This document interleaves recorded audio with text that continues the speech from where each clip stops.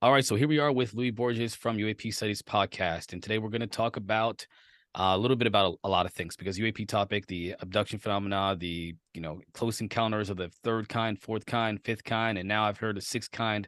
There's a lot of stuff going on in the world, and there's a lot of stuff with this topic. It's vast, so let's talk about that.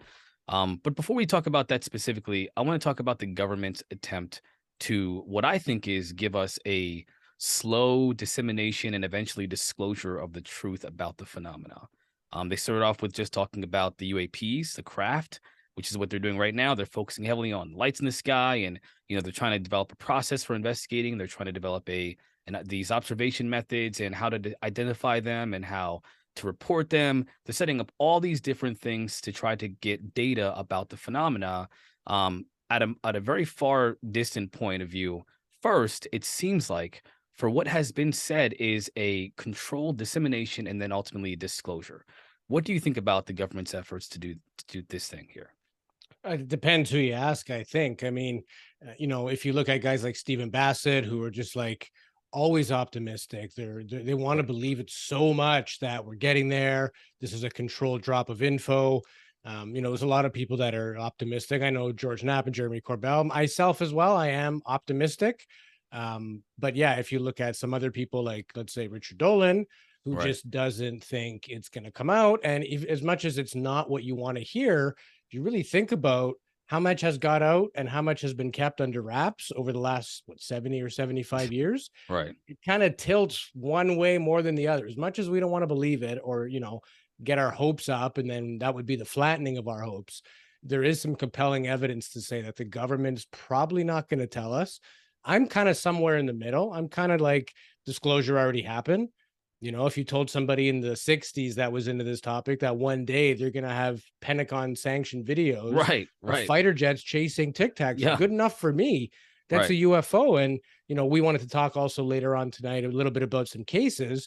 So I took it upon myself, being the, maniac I am with this stuff, to fill this out in terms of cases. So later on, we're going to give everybody a brief sort of Coles Notes version of some of the most popular cases that are out there. And I mean, a couple hours of study, I've got 45 just here. And the crazy thing is 22 of them are before Roswell. So I'm sure there's going to be a few people haven't heard of. But again, to answer your question, what do I think? I believe there has been a little bit of a dissemination. And again, I think the government is in layers. And I think for the most part, government officials are well-intentioned people. They ran on a platform, they got elected, they believed it. But I think a lot of times these people are puppets. They can only do what they can do, including the president. And I think they need plausible deniability to be able to say, I didn't actually know that's what we were doing. So I think it's complicated. It's, I want to believe that it's coming out. I don't actually think it will when I use my rational mind, but I don't think it matters. This is where my middle ground is. I don't think it matters because they kind of already have. That's as much as you're going to get, because what are they going to say? We've been lying to you for 70 years. You'll never get faith in people again. These people run on that sort of faith and trust in the organization. They can't. They literally cannot say that. So that's really interesting. You mentioned Stephen Bassett, because I've been doing a lot of research with him on him, because I found him to be his conversation is appealing to me. He has you're right. He is optimistic about the disclosure process that the government, he believes, is trying to do. He says that the government is trying to tell us. They're doing it in a timely fashion.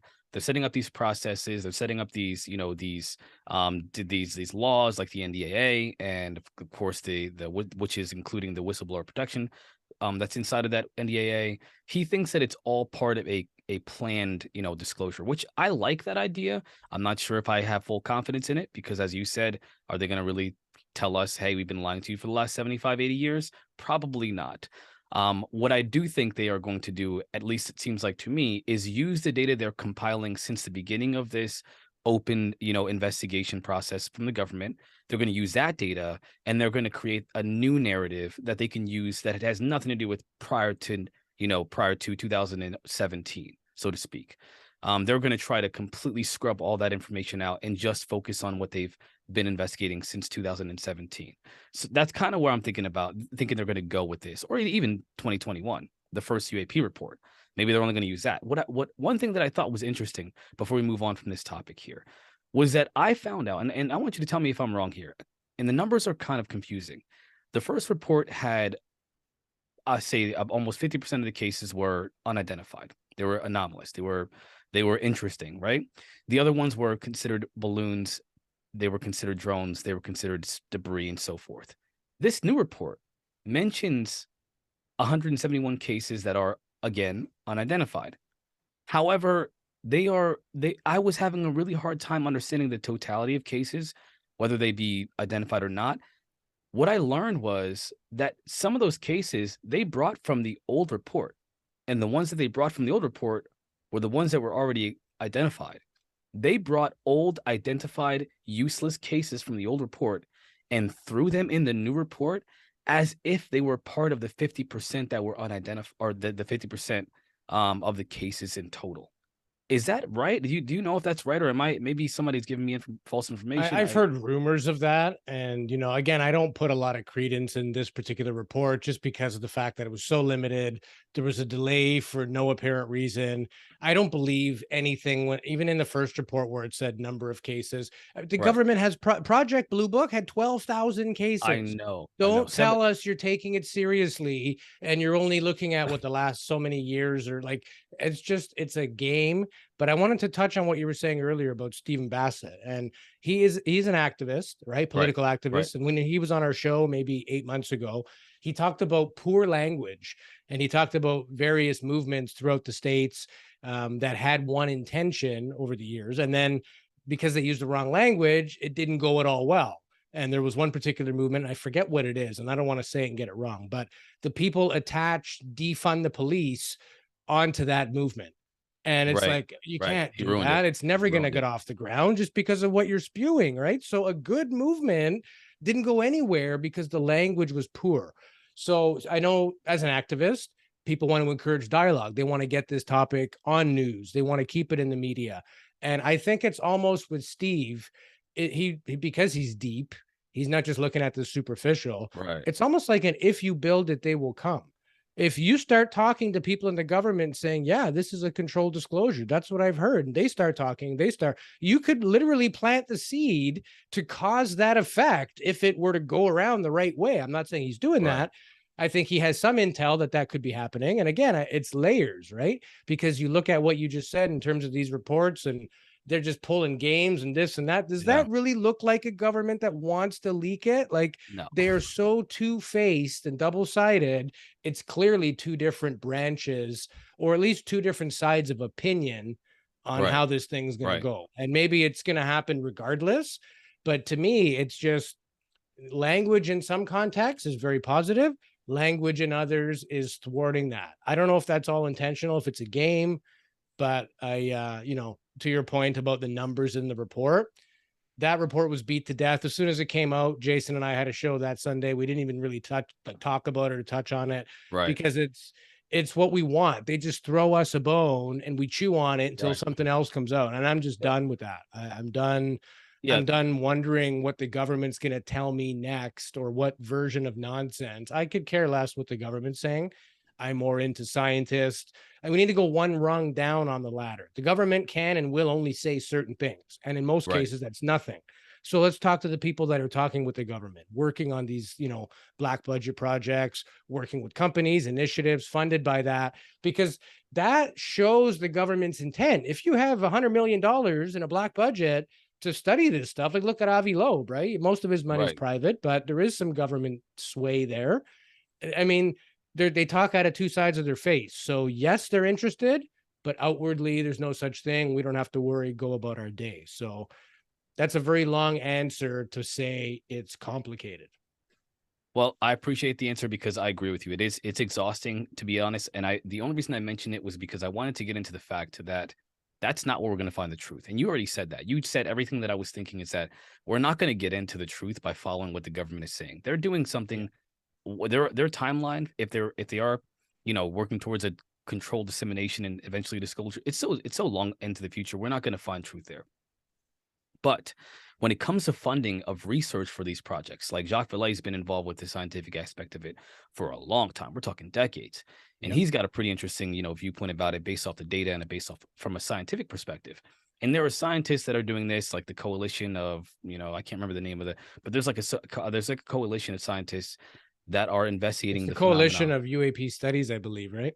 I can't remember honestly, I can't remember the exact name of it. I There's have so to many admit, programs, but there's quite a few, but yeah. this one is pulling scientists from like academia, like well-known official scientists that are government that are working for universities across the world, across the country and across the world, and they're investigating the phenomena on a budget. They're being funded.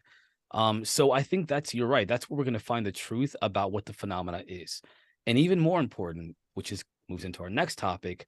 I think that when we talk about intention and we talk about what are they, who's piloting these craft? Well, clearly the government probably has seen these beings. I guarantee there's no way. There are expert witnesses on, for example, Stephen Greer's YouTube channel where they have, they give testimony about seeing an actual being inside of the craft. Now, these are people that are expert witnesses, not just a guy on a farm, which I don't think is any less credible. But when it comes to some people, they want someone that is credible, someone of a high caliber in society's eyes. And when it comes to those people, military pilots and government officials, when they say they've seen actual beings inside of these craft, and they don't look human, and they're clearly intelligently controlled, and the government knows about it. Well, let's talk about who these people are, what they look like, and does anybody else know anything about this? And you know who we found out and we know have information about this? Abductees, or as some people like to call them, experiencers or contactees. Now, there are three types of contact. There are experiencers, which from what I understand, there are people who have abduction experiences that they don't consider to be invasive or controlling. They just see it as an experience, like going to the zoo or going to the mall or going with friends. You're just having an experience with beings from somewhere else. Contactees are people who have continuous and back and forth communication with these beings. They actually talk to them. They actually have, more than one encounter, and it's a pleasant usually. Sometimes they even fly their craft, like Dolly explains, flying the craft, and she's got some pretty elaborate, stories to tell. And Preston has been researching and writing about those accounts. And then you have the abduction phenomena, which a lot, to be totally honest, the data on the abduction phenomena is much larger. There's a gentleman who wrote a book called The Threat. Now, I don't like the language. The language is terrible, like you said earlier. It's called The Threat, and I don't like the language, but that's what it's called. He's researched the phenomena for, I believe, 40 years, and the abduction phenomena has the most data of any different of types of phenomena there are. It's usually something that is happened against someone's will. They have no idea what's happening. They're in a place, or they're being examined, or they're not alone. And it has a lot to do with, I guess you can say, reproductive situations. And we're going to talk about these. I only have two accounts that I'm really kind of hyper focused on. You've got like 40. So let's start with you. Let's start with Yeah, your so I your mean, guess. I know it's important to discuss like what's happening, what kind of info do we have? And again, we want to get this disclosure, but you don't really need disclosure if you know how to research. I took a Right. couple hours out of my day, and this is just the amount of like abduction, UFO sightings, or UAP. This isn't like cryptid or anything else, and this isn't even all of them. This is just as much as I could Right. fit, trying to prove a point that there is a buttload of these things outside of classification. This is readily available. I don't have a clearance, and I found this stuff. So the thing I found really interesting is I wanted to start from the beginning. And obviously, the older and further back you go in time, the more things that have been destroyed, Right. lost. Right. There's very, very little, a small percentage exists, even of like normal things like pottery and stories of how people live their lives. Like, how many books from Egyptian times do we have? And how Right. many books from the 1800s do we have? Right? There's a certain abundance of things that just become less and less abundant. And then organically things break down. But I just wanted to get an idea of, like, as far back as it's been written, where was the first like weird sighting in the sky? And we all know of like ancient scriptures and the Vedas and the Mahabharata. They talk about these craft, but is there ever like historical, scientific, documented, as close Right. as you can get. And I found 22 cases that happened even before Roswell. And I don't want to take forever on all of them. I just sort of want to skim through, but this is no new event. Roswell was not the first UFO case. Now we've kind of graduated most people to say, yeah, it wasn't Roswell. It was that Trinity one that Jacques Vallée wrote Right. about. Right. No, Right. It's even no, before that. no. And again, I have 22. There's probably 22,000, but these are the few that survived history. So we're going to go back to 1440 BC. So that's what, 3,460 years ago. In Lower Egypt, they had reported fiery discs. So even if you don't know what you're looking at and you don't have the proper language for that, a fiery disc is a fiery disc. It's pretty Right. self-explanatory. And then 218 BC in Rome, they saw ships in the sky. That's exactly how they put it. That's pretty clear. I mean, these are naval-faring people. The Roman army, they know what a ship is. And so they saw ships in the sky. 76 BC, again, this was an Asian, it was a Roman republic, but it was in what we would consider Asia today. They found a spark from a falling star. So perhaps Wow. something shooting down, something giving off Well, debris, which we've heard in other it's cases over, I was stuff gonna like that. say we've seen the whole like the objects that split off and multiply into different Exactly. objects and work and fly Exactly. independently. So it's similar to that. Yeah. Or it could have been something that dropped really fast and then got bright. So it's like, oh, it was a falling star. And then it was a spark. Like Right. maybe it Right. was an explosion. Maybe it Who was a knows? crash and they thought it was, who knows? They use the language they had at the time to try to figure that out. So from 76 BC, we go 74 BC in a place called Phrygia, Asia. They saw a flame-like wine jar in the sky. So I don't know what that part of the world's wine containers would look like, but again, it probably like a football shape with a Yeah. flame coming out of it Right. or something similar to that, right? 65 AD in Judea, while it was still a Roman province, they saw a sky army. You know what an army is? It's a vast amount of people Right. ready to fight. What the hell is a sky army? That's a battle. Maybe they mistook craft for creatures, but they saw a war or what looked like a fleet ready for war. So many's, right? And then you go 740 AD, the airship of what's called Clonmacnoise in Telltown, Ireland, and the county Meath. So an airship, again, another description, again, when you're by the ocean, you're seafaring people, you know what a ship is. 1561, we're now celestial phenomenon in Nuremberg, Germany. I believe that's the one people have drawn pictures of. They had balls in the sky. I think that was the artist depiction, but basically it was a fight in the sky. And then also in Basel, Switzerland, the exact same thing, celestial phenomenon. 1609, it was a period of UFO turmoil, and that was in Joseon, Korea. 1803, Utsuru Buni, I believe I pronounced that correctly, which means airship in Japanese, and that was on the eastern shore of Japan. 1843, Jose Barilla sighting. And I believe that was in Zacatecas, Mexico. 300 objects kind of flew between him and the sun. So a mass sighting in the 1800s, 1896 to 97. They had this USA mystery ships flap. They were just all over the States, random sightings of basically UFOs. 1897, Aurora, Texas. I think, have you heard of this one where supposedly a craft crashed? The local and beings were found dead. And the local funeral parlor was called and said, we need 3 children's coffins. And the funeral director said, I don't have 3 kids' coffin. I have like 1. I'll have to get the other 2. And he testified in later years that it wasn't children that were buried in those boxes. And they put them in the funeral home in Aurora, or in the cemetery in Aurora, Texas. And they put a headstone on it. I believe it had a UFO roughly etched in it. And then people started going there and they thought, they would vandalize or disrespect the other graves. So they actually moved the headstone and it doesn't exist as far as the legend goes. So nobody really knows. But could you imagine if somebody actually found that spot? And it's in Aurora, Texas, people. If you want to go looking, don't break the law, but it's there somewhere. There's 3 aliens buried 6 feet under. I do not so that's believe 1897. in Like Roswell's 1947. Okay. We're still 50 years away from that. You jump up to 1909, mysterious airships in Otago, New Zealand, 1917. This is kind of close to me. It's the 3 incidents at Fatima, Portugal. A lot of people believe they were UFO encounters. I believe they were more spiritual revelations. The children claimed to meet deity, the Virgin Mary. A lot of people think because of the light phenomenon, and like they Right. told everybody in the town this was going to happen. They said the Virgin Mary is going to come at this day and time, and you're going to see a show. And all the people went and they saw the show.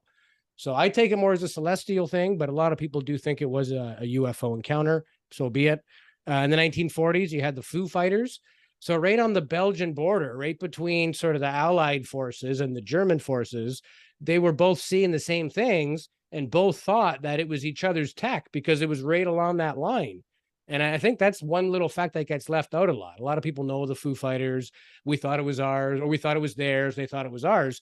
But how would that happen over the UK? Right? Right. It makes sense that it happened right at that partition of where the war line was. And that's why they were like, okay, that's not ours. It's on their side. And so the Germans thought the same thing. So I thought that was kind of interesting. And then 1942, the Battle of Los Angeles. A lot of people have seen that newspaper pic with like a million spotlights on this UFO in the sky. Right. And I think it went on for hours anyway. They shot countless artillery at this thing and did everything they possibly could, and nothing happened. It was unaffected. And then you go to 1946. You're going to have to bear with me. My writing is so small. I think it was, they called them ghost rockets. Yeah, ghost rockets in Scandinavia.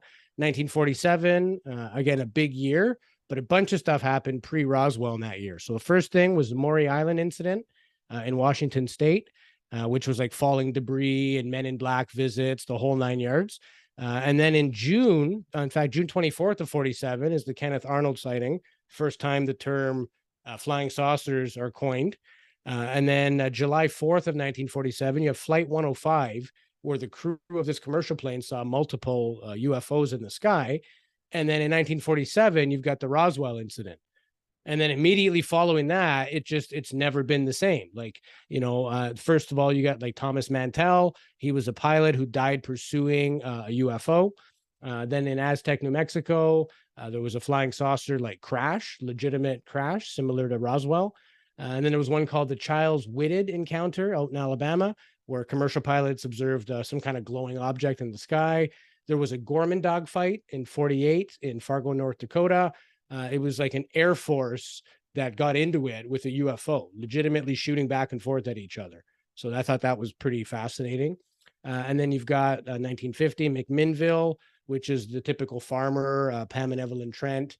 They see something on their farm and they take pictures of that. In fact, it was a video. It was the first, what we know of, the first actual recorded film footage of a UAP. And that's in August of 1950. And then 51, you get the Lubbock Lights in Texas, weird formations of lights. 52, the Washington UFO flap, or the invasion of Washington, where they literally, people say, why don't they land on the White House lawn if they're here? Well, they pretty well did. They flew over the White House a bunch of times. And that's protected been well documented. Yeah, protected airspace, sensitive airspace. Exactly. That's another thing too. And it's not like we didn't have capability at that time. I mean, that's July 12th to 29th of 1952. So it's basically almost half a month, if not more, of this, just again with impunity, doing whatever they want to do. And then in 54 in Italy at the Fiorentina, which is a very popular soccer team, but at a soccer game full of people. If you've ever been to Europe and gone to a soccer game, there's like 60,000 people in those bloody things. It's a big deal. In the 50s, probably not that big, but many, many people. Soccer is religion in Italy. And they literally saw what they described as a soccer stadium flying over the soccer stadium. So we're talking like a city in the air, not just a little orb that ripped by. And tens of thousands of people saw this thing. Wow. So that's pretty crazy. And then in 55, you've got the Kelly Hopkinville encounter, where they actually had encounters with ET beings. 57, Levelland case, tons and tons of witnesses. 57 is a busy year because they also had Kirtland Air Force Base, where there was reported radar contact. So like little by little over history, we go from seeing them to seeing beings to then shooting at them, catching them on film, seeing them on radar. We've slowly built up to where we are now. This isn't an overnight thing. And then 59, you have the Dyatlov Pass. Are you familiar with that story? I am not. No, I've never even heard of that before. Dyatlov Pass is huge, bro. So it's in Russia and Siberia. You have 9 hikers that wanted to go exploring. So they go on their trip. Okay. They don't return. When searchers go find them, they are all over the place. They ran in their socks through minus 40-degree weather and had all these weird injuries, and their tents were cut from the inside out. What? And some of them had like broken ribs, but like the kind of broken ribs you get from being hit by a semi. I think one lady's tongue was missing. What Some in the person world? had their eyes removed, like Oh my just God. bizarre stuff. You sure they were And aliens? They yeah, might be. it's you got to look this up, man. It might be Dyatlov Pass. these. Oh, that's I got it. Send that to me. That's crazy, man. That's a Yeah, wild one. Hold on. Dyatlov, Dyatlov Pass. It's a whole. There's been movies and documentaries made on it. It's a big deal. It's a big deal, and people have gone back there, even still trying to find forensic evidence because it Ooh, that doesn't make is sense. wild. Why would you leave all your protective gear in your tent, run in Oh. your socks? I think one guy was in his underwear. Something scared the hell out of him, but then they had physical injuries. Like, so it could have been a cryptid encounter, it could have been aliens. Some people have theorized that somebody went crazy and tried to kill them, but there were still 9 bodies found. Right, So right. none of the wounds were self-inflicted. So more Ooh. questions than answers for sure. And then real quick, we're almost done here. 61, Betty and Barney Hill. We all know about Right. that amazing Everybody case. knows that one. 64, Lonnie Zamora, police officer. First time a cop's talking about seeing a bloody UFO, right, while on duty. And then you got the Kecksburg incident in Pennsylvania. Basically, that was a fireball that originated in Canada and crossed over 4 states before crashing. And that's a big thing, I think. And then after that, you've got Westall, which is lesser known. It's in Australia. It was a school sighting. And between the kids and teachers, there was like 300 people that saw this. Right. And that's very reminiscent of the Big aerial deal. school phenomenon, Which which is a little down the list here. So Westall's in 66, 67, Shag Harbor, Nova Scotia. Everyone in Canada knows about it. It's even on one of our quarters, I believe. There's a commemorative one. And then you've got the Berkshire UFO sightings in the UK, 250 witnesses to one UFO. Pascagoula, Calvin Parker, he's told the story a million times. God bless him. He's not in good health right now, but his story's never wavered ever once since he's told it. And then in 75, you've got the Travis Walton abduction case. Guy goes missing for a couple days. right. And people saw him leave and get too close to the craft and disappear. Everyone takes lie detectors, voice stress analysis to see if they're lying. Basically, they're telling the truth, as far as everyone can tell. There's another guy who's never changed his story. And then 94, the aerial school phenomenon, Rua, Zimbabwe. 97, Phoenix Lights. And then up to 2004, there was an incident in Mexico. And that's basically when the Tic Tac happened as well. So this is the point I'm trying to make is it's never just started. This has always been going on. It's been here forever. And this is just stuff you can find in an afternoon with a couple coffees and nothing better to do. There's probably hundreds of thousands of cases that never got reported, didn't make it through time, or people just, don't want to talk about it, or they didn't know who to talk to it about, or they just thought as a natural phenomenon because their brain couldn't make up any more sense about what the heck it could be. Well, so the interesting thing to me is that it's not necessarily just that these things have happened. It's that when talking about the characteristics or the flight behaviors of these objects, it is consistent with what we see today. I mean, we're seeing things that are just falling out of the sky, that appear like comets, that look like fire in the sky, that glow in the sky. I mean, all the things that have been seen exhibiting the same characteristics before for thousands of years. We're seeing the same things now. We're able to describe it in a different way. Obviously, we have expanded language. We have more specific ways of describing things because we understand reality better. We understand our physical universe better. But we've been seeing them forever, and we've been seeing the same types of things forever. This is crazy. I mean, that's a lot. You just mentioned a lot. I mean, you rapid fire. There's a lot of cases. I think it's important that we think about this idea of contact. We've been contacted. I mean, we've been contacted from the Bhagavad Gita that I was talking about before with the Vedas with the what do you call those things? Vimanas, and how they were cylindrical and they were pyramid shapes and they were all different kinds of shapes. They saw these objects for thousands of years, since the inception of like written language and civilization itself, civilized humanity. It's always been talked about. And it's today, in the Bible. I believe it's in the Torah. It is in the Quran. There's, if you look at, and we had Reverend Michael Carter on our show a couple of weeks ago, and that's basically what he'd said. Like, this is nothing new.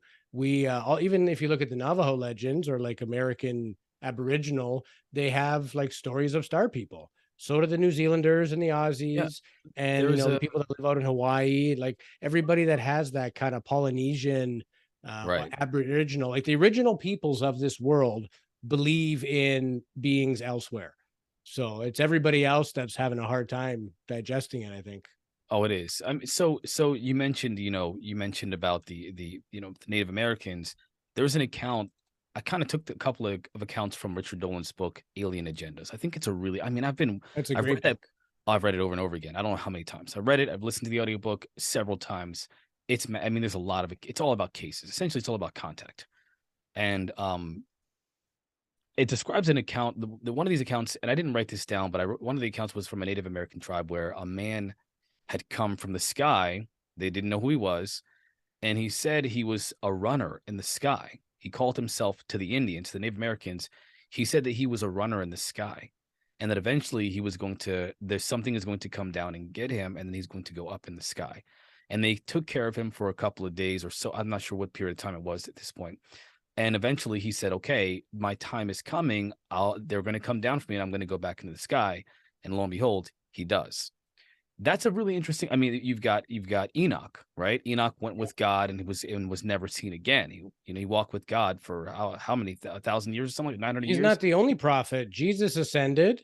Muhammad, there's no physical body. They all apparently ascended into Just heaven at the went. end of their days, right? Yeah. So So we're talking about a phenomena that is and if you listen to what these ancient texts have been saying to humanity, that there is a realm, there is a dimension that exists right here, but it's like there's a veil between us and it. And there are beings beyond this veil in this other realm. Whatever they are, they can pass through. There are good and there are bad, at least what we consider good and bad. And some of them have good intentions and some of them have bad. We're talking about again, forever, since the beginning of humanity itself. These beings, whatever they are, they've been here. They've always been here. They've been contacting us. They've been telling us to do something. And I think the main theme that they've been saying, at least, of course, from the main one, the one that claims to be the good one, is to show love, compassion, and empathy for your other fellow human beings. Bottom line, respect creation, and show love to your fellow human beings.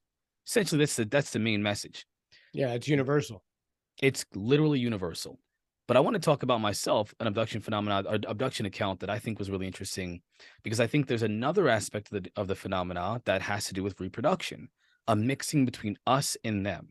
And there are a couple of beings, four specifically, that, for example, Richard Dolan mentions in that book that I said, the Alien Agendas, that are involved with this phenomenon, this reproductive phenomena. There are the small grays, the ones that personally I've seen through an experience that I had with them. There are the tall grays, which I have never seen. I've never seen anything like that. But many people, thousands of people have seen them. There are the insectoid or the insect-like ones, the ones that look like praying Yeah, mantids. mantids. And the fourth one are reptilians. Now, the reptilians, from what I understand, they don't have necessarily very good intentions.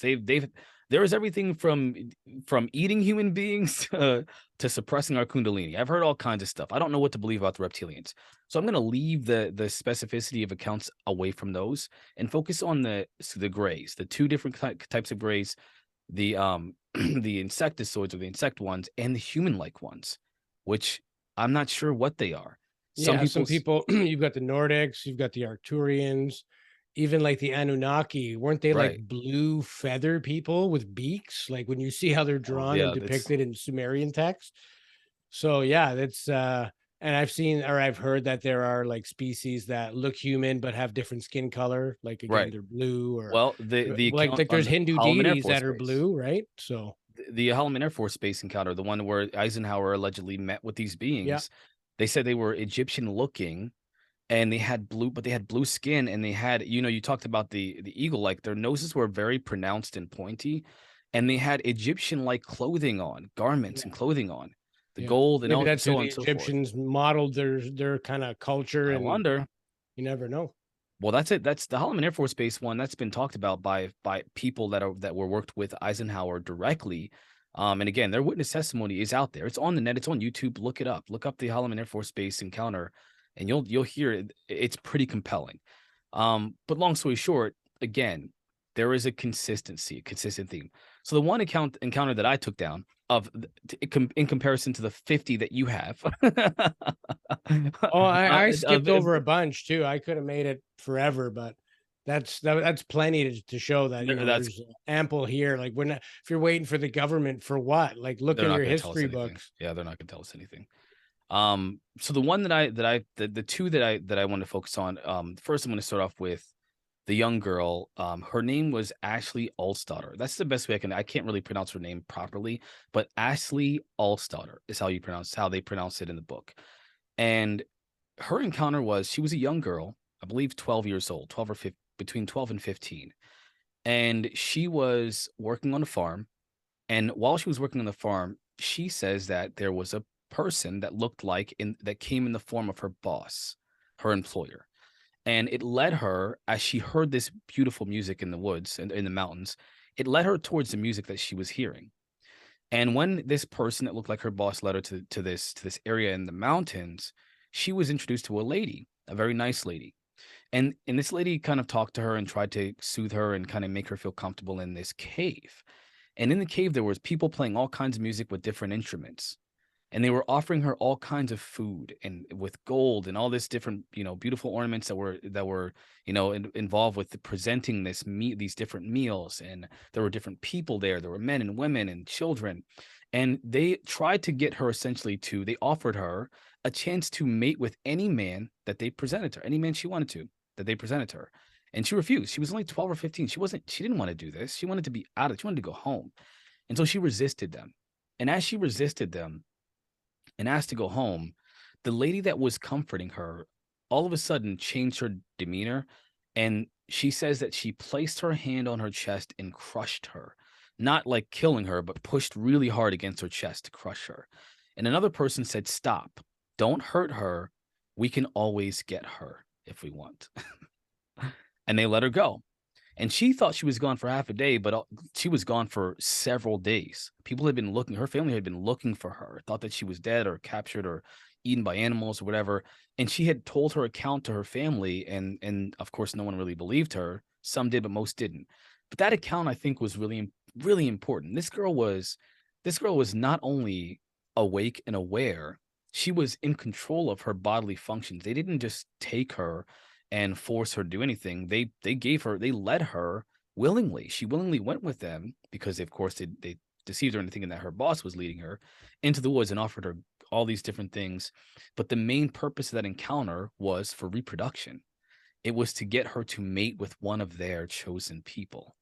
And that's actually a really consistent theme. These were human-like beings, but they weren't, who knows what they actually look like, because they appeared to be her boss, which of course her boss isn't an alien, at least not that we know, not that she knows, but they appear to be. So they can appear to be anybody. They gave her an illusion of being human, is what I'm saying. It's like they pretended to be someone that they're not to coerce her into having children. But again, the main theme is reproduction. What do you think about, what's your take on that, like a phenomena or a situation encounter like that? Well, there's lots of stories. I mean, there's people that have said that they've had tests done on them. Women have said they've had ovum removed. People have said they've seen hybrid babies in glass Right. jars, both on craft and in secret underground military bases. I do think there is a commonality between removing genetics and this type of phenomenon for some particular reason. My personal opinion is that in the future, something gets screwed up with our genome. We can't reproduce properly. We figure out time travel at that point. We can come back to this sort of fountain before things got screwed up. So I Right. do believe there is a harvesting of genetics, but I think it's for our own benefits to keep us going in the future. And I think that's, again, it's tough to say. And I have no way, like, again, it's just my opinion. I don't take anything away from people that said that they've had these kind of tests, because I know a lot of stories. They weren't happy about it. This is not something Right. that they wanted. I don't think it's as nefarious, but again, too, and not that I necessarily believe we were seeded, but if we already were a hybrid project thousands of Right. years ago, let's say Right. that civilization, in terms of acceleration of advancement, is like 10 to 1 of what we are.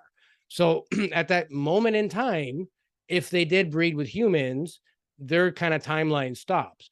But if our 2,000 or 10,000 or 100,000 years continues, for them, the amount of advancement they would continue to make in that next 100,000 years might be far greater, and probably would be far greater than what we advanced in that same amount of time. So maybe they were here, they did something to improve us. Because again, if you look at the curve of how fast and how smart we got, there was a point in time where they actually, they think our brain tripled, and they don't know why, but we went from apes to more Homo sapien type creatures. Quickly. There's a period in time our brains tripled, right? Quickly. So yeah, maybe there was an enhancement. Maybe there's a continued enhancement now. Maybe they learned a whole bunch in the last X number of years because they were already, that much faster and that much better. So, I kind of think that too, because you hear stories years ago, some of the craft look very mechanical, like they have like engines and smoke and stuff like that. Fire. And then they have them now in their Tic Tac. So maybe they've just got better in the last 200 years. They've got 10,000 years better because of how smart they are.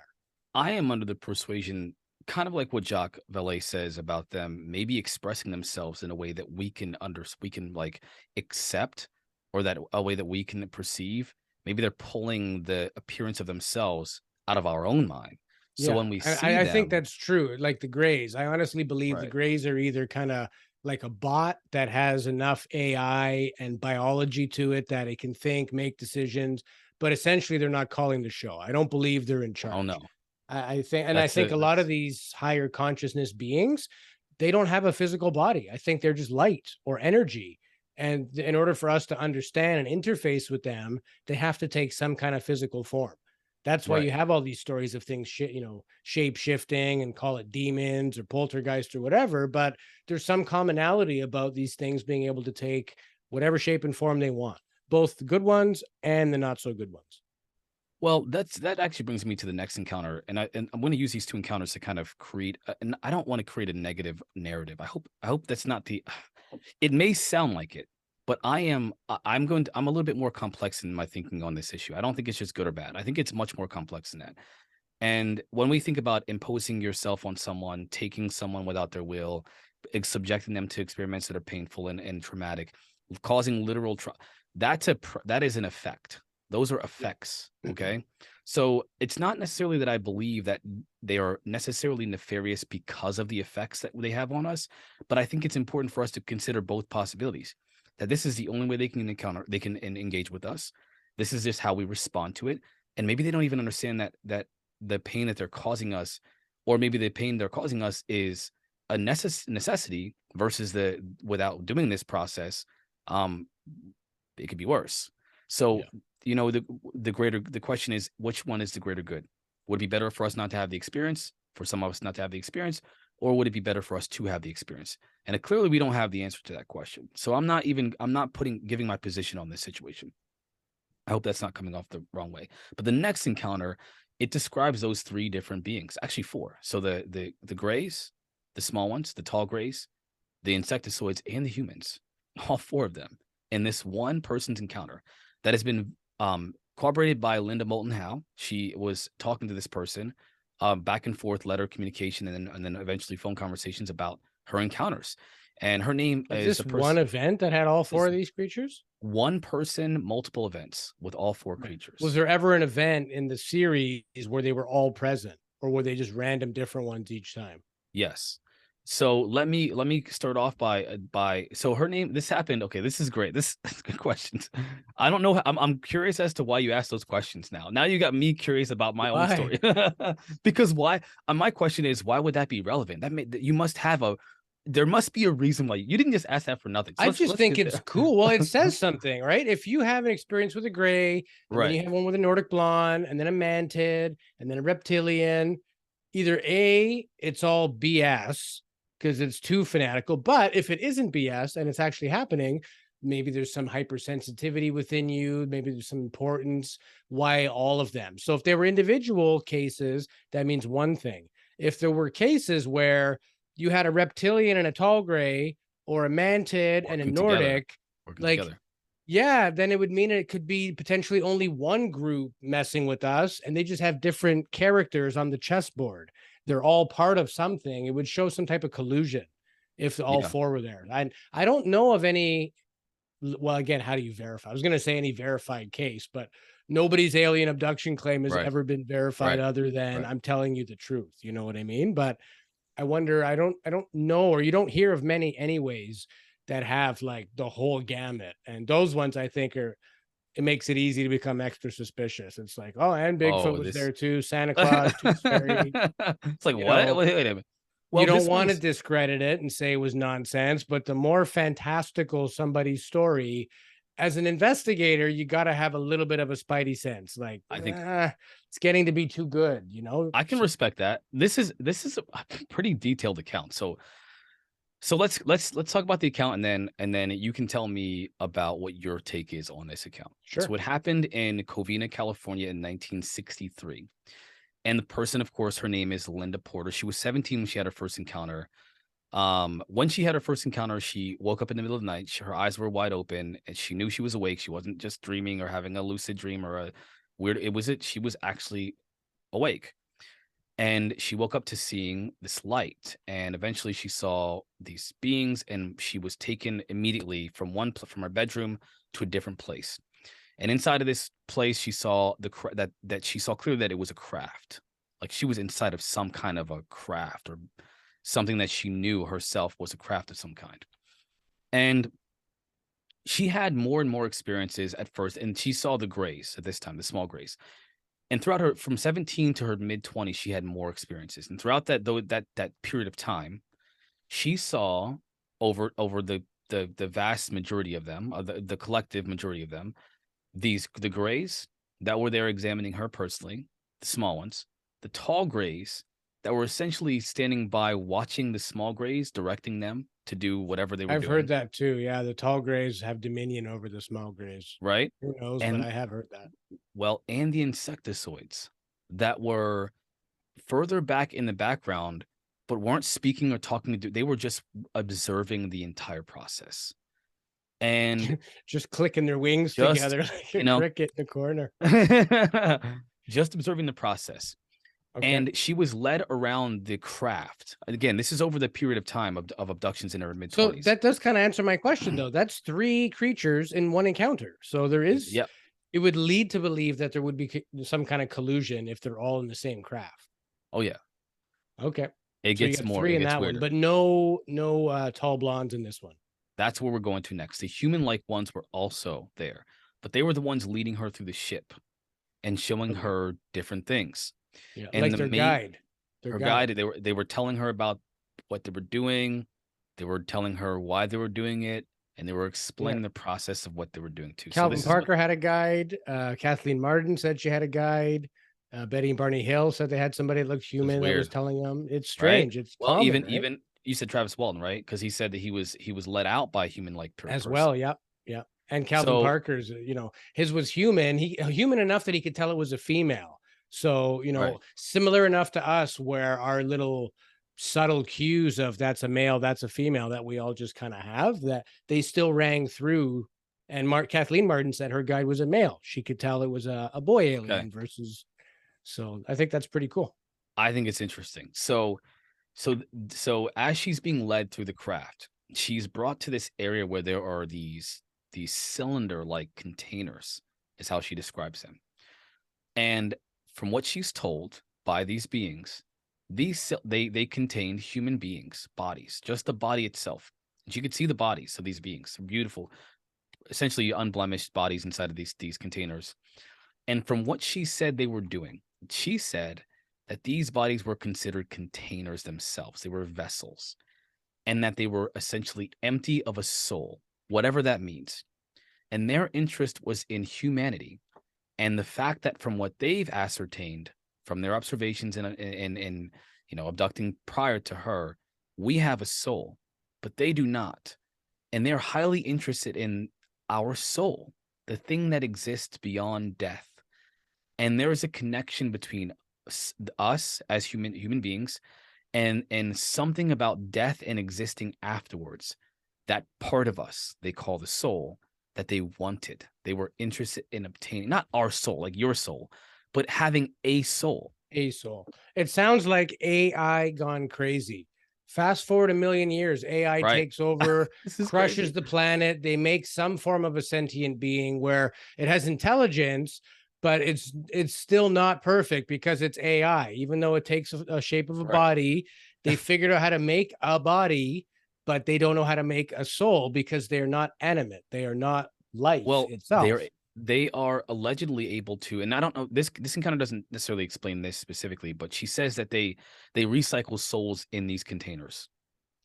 I'm guessing Then to they test figured out it. how to live forever, basically. If you could just swap a I don't body and keep on going. I don't think their research is done. I think they're just doing this. They're doing for example, when you learn something new about technology, for example, you can run a test and make it work, but you don't even know why it's working, how it's working, whatever. I think it's kind of like that. At least from her experience, it's like they're still trying to figure out how it is that we have this soul. Like, where does it come from? Why do we Yeah. have it? Yeah. And so forth. But they're recycling souls. I don't even, again, I can't even fathom what this really means. What does it mean to recycle souls through a vessel? What does that even mean? Where are they getting the souls from? Whose soul are they recycling? Now, I've heard another abduction account, where very similar to hers, they describe this recycling of souls, where they take a human being soul, they take it out of their body, put it inside of a vessel, and you can essentially animate the vessel with your soul. So, and It's like and and they Avatar type stuff. and they offered to give, and this is before Avatar. We're talking a few, like, I think it was in the, like, this, we're talking like in the 60s or maybe before this third encounter that I'm talking about. Not Linda Porter's. This is separate from Linda Porter's. There's a gentleman that had a similar encounter who said he saw the recycling of souls as well. And he said they offered him an opportunity to leave his body to live essentially forever, continuously, through the recycling of his soul in different vessels. And he rejected it. He didn't accept that offer. He rejected it, and he was brought back to Earth. So we're talking about two accounts, but there are not just two. There are many accounts that talk about the hybridization program. There's something about our DNA, something about us, something about whatever it is that mixes us that they want, they need. They need a hybrid version of us for some reason. There are women who have, as has been said in the first UAP report, had unexpected pregnancies, unaccounted for, as they say, pregnancies. They don't give any more detail, but if you look at that first UAP report, unaccounted pregnancies is in the report. Unaccounted pregnancies. Why would they mention unaccounted pregnancies in a UAP report? They don't mention it in the second one, but in the first one, they go all out. But long story short, there are women who describe being pregnant from these encounters. Several months, 3 months into it, first trimester, they take the baby. Yeah. Yeah. And there's no There's a baby. lady that was on Dave Scott last night, Geraldine Orozco. I've seen her on documentaries. She basically said that that's when she had her encounters. That's what it was for. It was impregnation of alien hybrid. I mean, that's a person that's actually openly speaking and doing shows talking about that and other things. She does a lot of healing and stuff like that. But I've heard her tell that story. I mean, why would you tell that kind of story? Of all the things you could make up, why would you make that up? Just for attention? Yeah, it's hard to believe. Well, let's put it this way. Speaking of attention, like I've told my account, a couple times now. I've told it several times since I started doing this whole thing. And only one time somebody mocked me. Somebody mocked me and essentially didn't believe. They gave me the idea they didn't believe me, that I was lying, which was hurtful and enlightening at the same time. Because even people that are involved in this field, that they could be light healers, as they call themselves, or they speak to spirits and ghosts and whatever, and they know the veil is there, and they believe in everything from I'm not going to say anything specific because it might give away, but they can believe, I mean, anything, any of the lore that you can imagine. And I'm not saying that some of that lore isn't true. I'm saying anything. Even those people can be resistant to your experience. And so I know that I subject myself to scrutiny because I'm putting my story out there. So if I'm doing it and I'm nobody, this lady's doing it and she's somebody. That has social consequences. Yeah. It's a big reason why people don't come forward with their stories in the first place. It's not about anything other than it social also has the opposite effect too, because I'm not saying her, but there are people out there just telling fantastic stories because it makes good books, makes good podcast appearances. Yeah. No, If you don't have that story, then you're kind of a nobody in that field. So some people have got into this have become journalists, right. researchers, content creators. Some people are experiencers. Some people have such an amazing experience they can write 52 books about it. Like, Oh my gosh, yeah. So it's yeah, my experience was more like this thing happened. I saw it was so irrelevant. It was trivial to me. Well, to other people, like me telling the story, saw the disc, blacked out. Saw the yeah, beings, blacked out.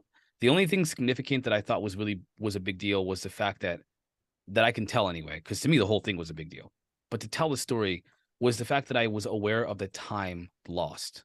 I was aware that I lost like 4 hours of time, 3, 4 hours of my life gone. That's the only thing that I can think that is really significant about my encounter. I didn't see what they did. They didn't tell me anything except for "Don't worry, we won't hurt you." They didn't give me instructions. They didn't say they'll be back. They didn't let me fly their craft. They didn't give me any. As a matter of fact, I'm still upset about the fact that I don't know what happened to me. Like, what happened to yeah. me? Um, You got to as go long as get regressed, hypnotically regressed, and see if you so can dig anything up.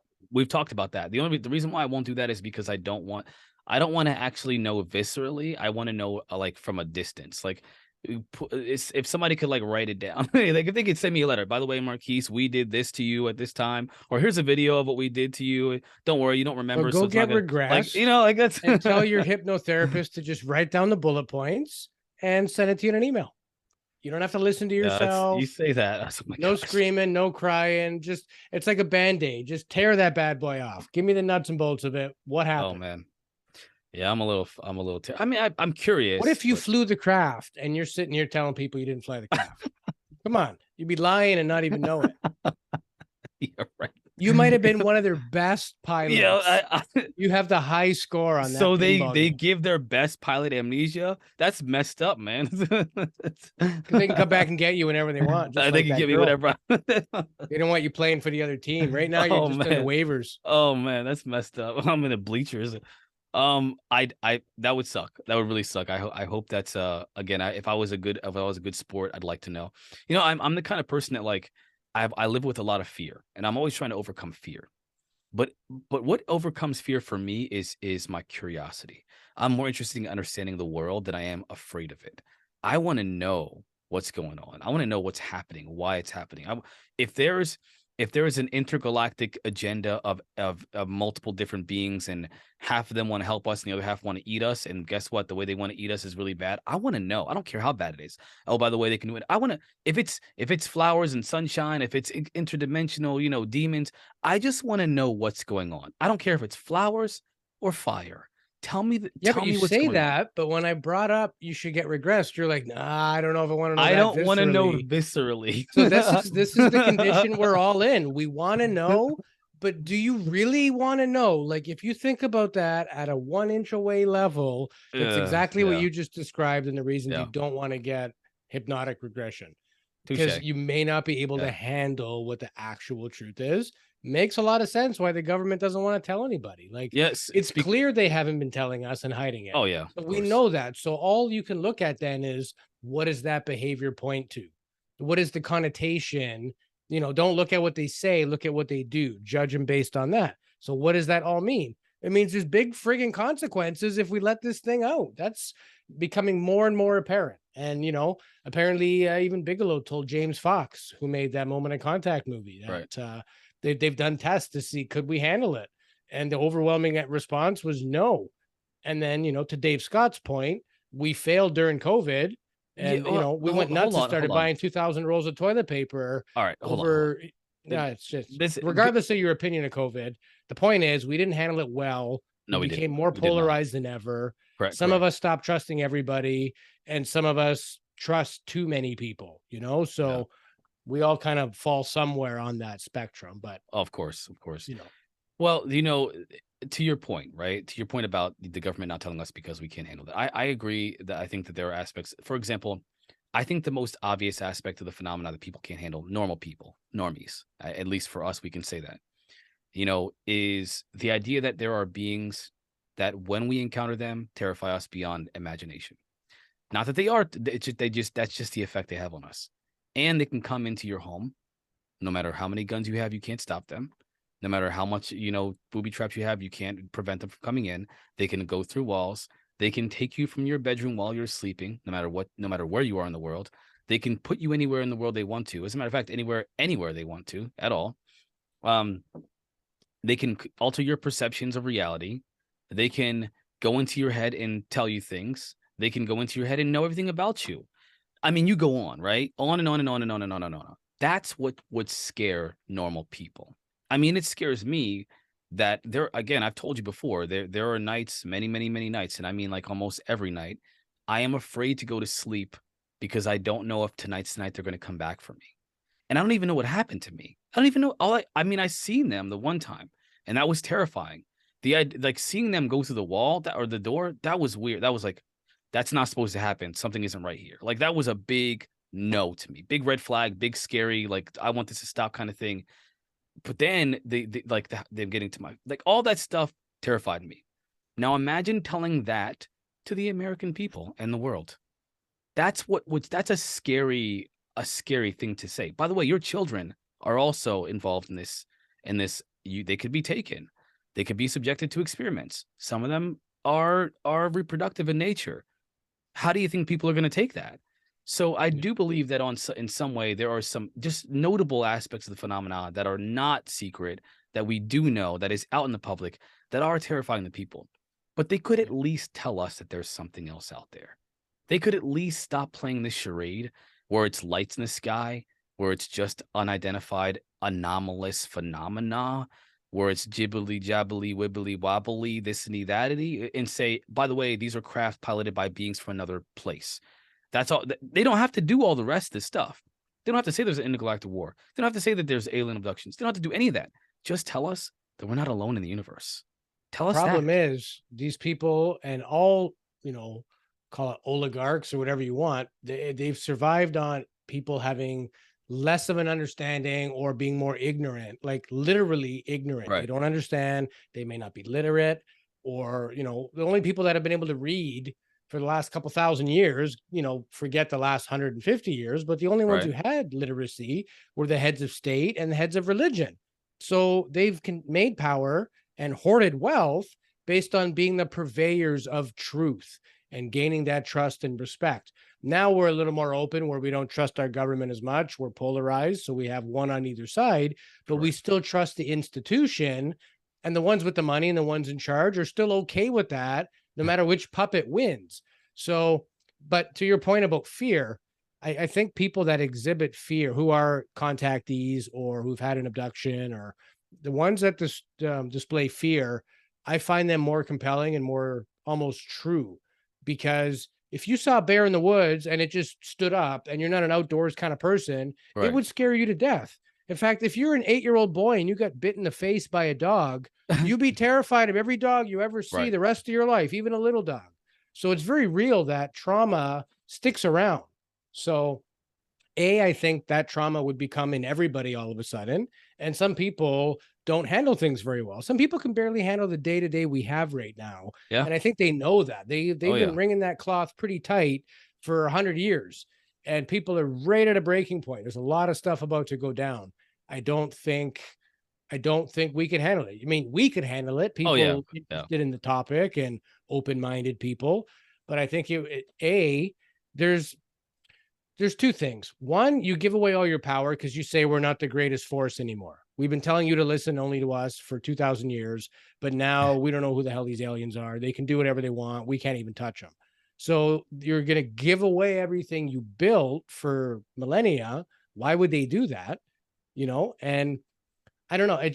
It doesn't make a lot of sense. And like the technology aspect of it, there's money that you could make off of that. You could license this and patent it through the military industrial complex. So why would anybody give out that technology? There would be no incentive to do that. Keep it secret. I think they can keep, they keep secrets right now.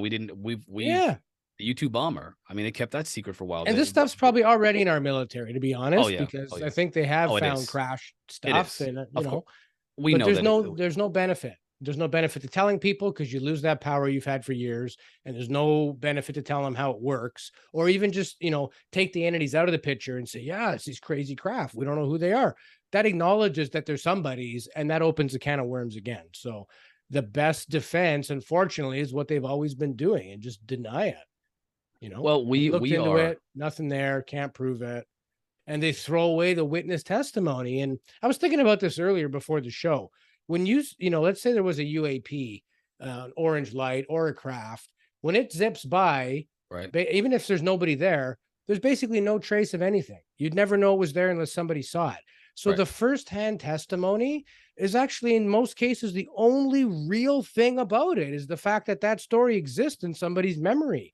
So otherwise, it wouldn't Oh, have a no, canvas to well, even have happened. the observatory, the Kiev Observatory, which I think is a real. You remember how they were capturing these UAPs? Excuse me. Sorry, they were capturing these UAP that were happening within like milliseconds, and they were moving so fast and they were so large, it boggled the mind. This you got to look at the Chris Lato. He's a the pilot, a retired pilot who talks about the science behind all this stuff. He did a really comprehensive review of that data, of the report that was released by that observatory in Kiev, because Avi Loeb actually said they were just missiles, because there's a lot of stuff going on in Kiev, as we all know. But what the observatory did, they released a second report that completely refuted any possibility that they'd be missiles, because they were the size of, we're talking kilometers long.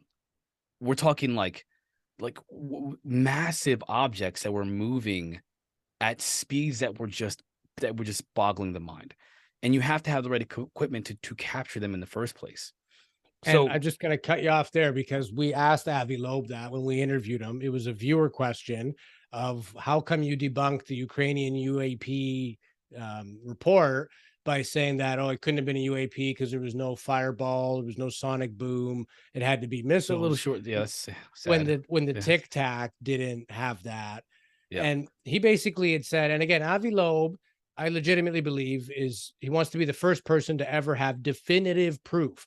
That means you cannot acknowledge anything else that is not 100% provable. I So he's respect never that. going to say it's a Right. UAP, but his way of defending himself is that, hey, I'm a scientist. If you want to actually say, what is it?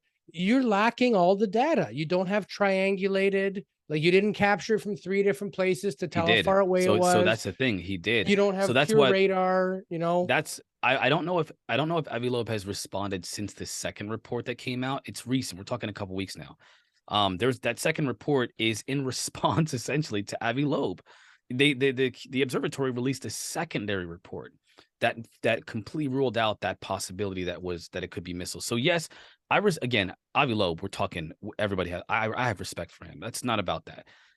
I just wanted to mention that even someone like himself, someone that is looking for extraterrestrial, specifically ET life, craft, physical proof, even he has a hard time believing that any of these objects can be as fast as and as large as they are in our atmosphere.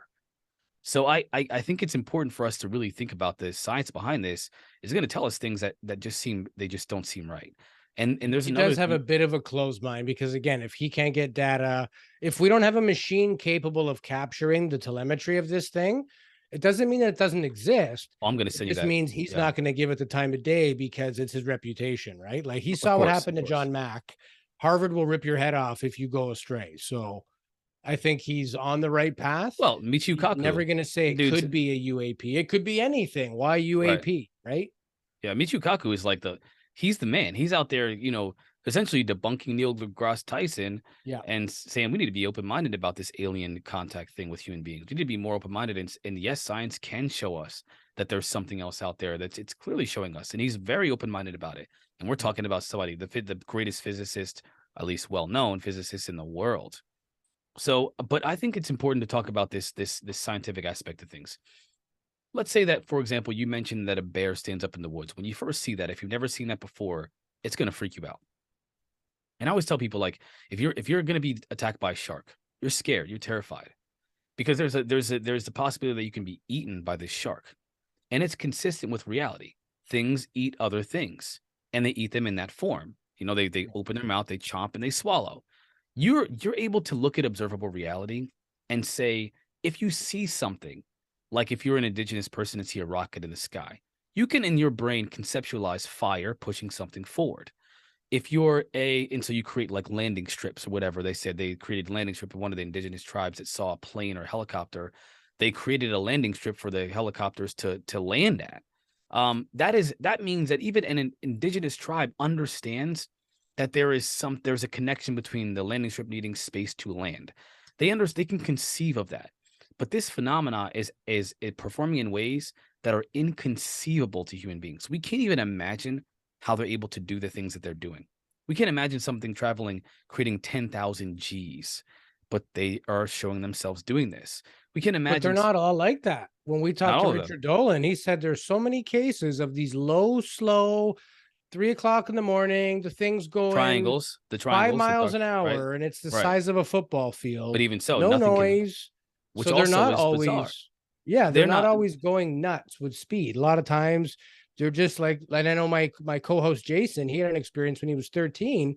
It was just slow moving, and this thing had a red light, and it was almost like doing a search, like a grid pattern.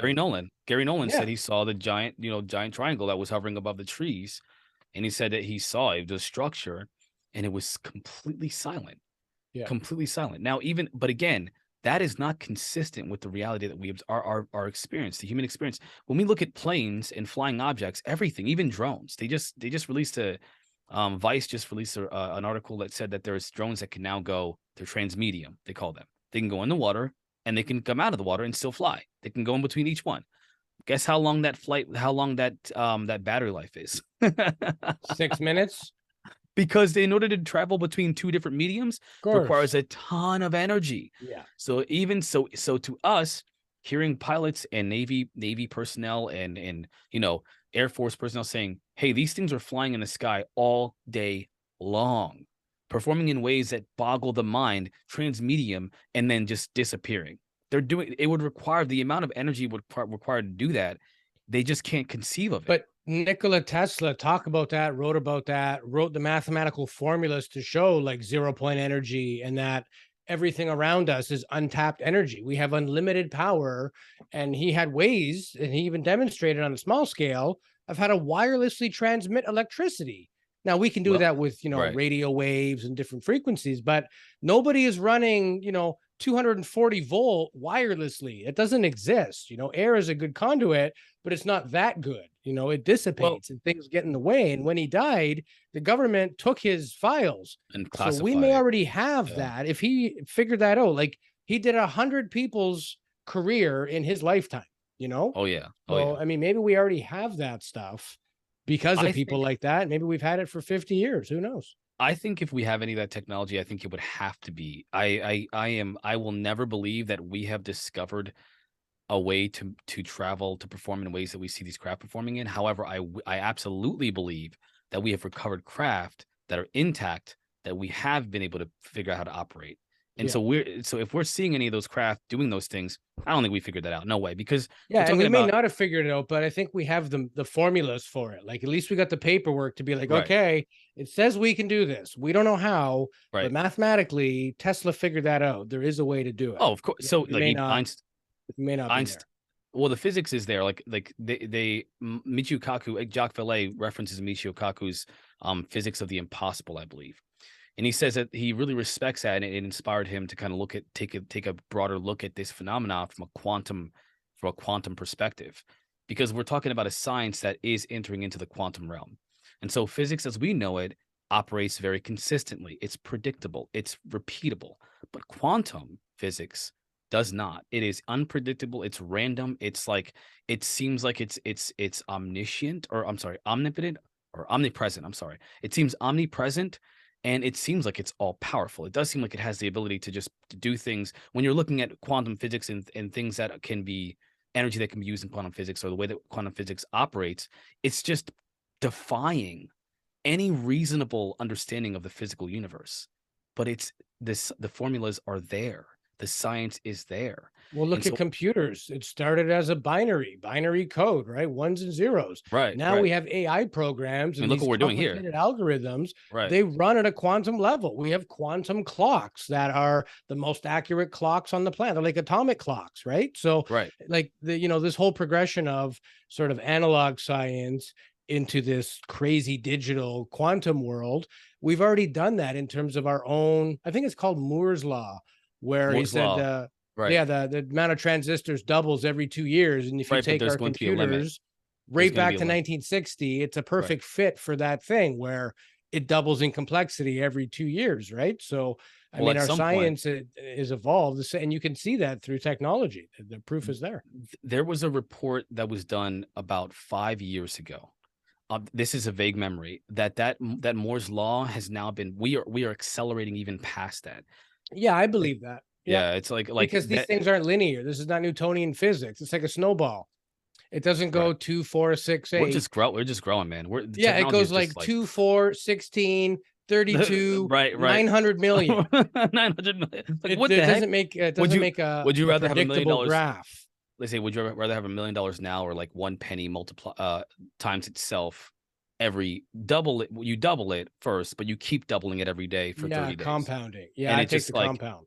of course. And when I Yeah. first heard that, I'm like, I don't know, what is that? Let me see the math on that. And then halfway through, I'm like, holy crap, yeah, like this is it's a no-brainer if you think about it. So real quick, we're talking about the science. I'm thinking about the science. What could possibly be the science behind these craft? But more importantly, when we're talking about what's happening between us and them, whoever they are, what if they themselves are operating on a quantum level? What if they're built, they're designed, or their physiology is just built on in a way that can operate on a quantum level? Because they're doing things like communicating telepathically. Some Yeah. of them are emitting light from Well, themselves. that would go to like what we were saying about being a light being just in a Right. physical body. That would make Exactly. sense that if you're already at the quantum level via consciousness or the Planck scale, or you got to go far down the rabbit hole to really wrap your What, brain around what does right. that mean? What does that look like? But if you are already a quantum, and we are all quantum beings, but if you were just light, then yes, you're operating only in quantum, where with the ability to take on a physical realm. Right. I think that's where dimensions come into play. Like when you say there's multiple dimensions, what does that mean? Like we live in a 3-dimensional world. On a How do you fourth dimensional imagine plane. 12 more dimensions? What the I know hell is it? that blows. When I get to 4 dimensions, first of all, I was like, wait, we live in a 3-dimensional world on a fourth dimensional plane. I didn't understand what that meant. I had to really read, Yeah. really study that, It's because I'm not time as well. It becomes a time. dimension. Yeah, Right? time. Yeah. Time is its own separate. So like space time is 3 dimensions in 3 dimensions of space and 1 dimension of time. They actually created some kind of oh my gosh, I just posted an article about this the other day. Physicists have flipped that around and been able to create I believe a new particle, that or new matter or something like that is somehow created by switching it to 3 dimensions of time.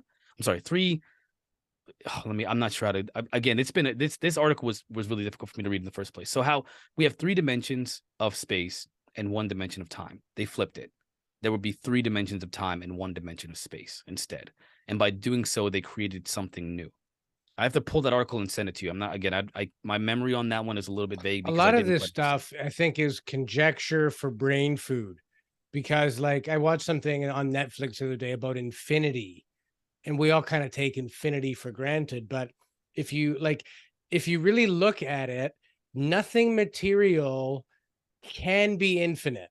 Now, something can be expanding and contracting infinite number of times, but basically it's like the rope test. You take a piece of rope, you cut it in half, you cut it in half, you cut it in half, you keep going, eventually you become molecules, then you become atoms, then you right, become particles, then subatomic particles, right, then right. just Then waveforms of eventually you cannot cut it any further. So right, you cannot cut a piece of rope an infinite number of times. It is finite.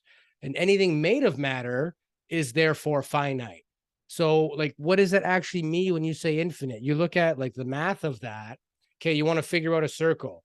The formula for figuring out the circumference of a circle is called pi, 3.14, and like a million numbers after it. And pi is right. always changing. It never ends. That's great. It works good on paper and mathematically, But how but do you in a conceptualize that? non-finite world, it's just a number. It's not, it's to pique your imagination and get your brain going. But you need to look at, what does it mean? What is reality? Reality is what we can observe and experience in our reality, our world, right? So Right. I don't think, in my personal opinion, after watching that, and I had to watch it twice because it eats your brain. It really gets you thinking. You start doubting it and being like, this is nonsense, it's crap. If you think about it, like, you cannot have something from nothing, because nothing comes from nothing. You could take Right, right. zero, add a whole bunch more zero, it's still nothing. So the Well, idea of infinite means it's already nothing to begin with. So if the universe is expanding, it may expand and then contract and do that an infinite number of times, but it cannot infinitely expand. Eventually, every single possible combination of atoms will happen.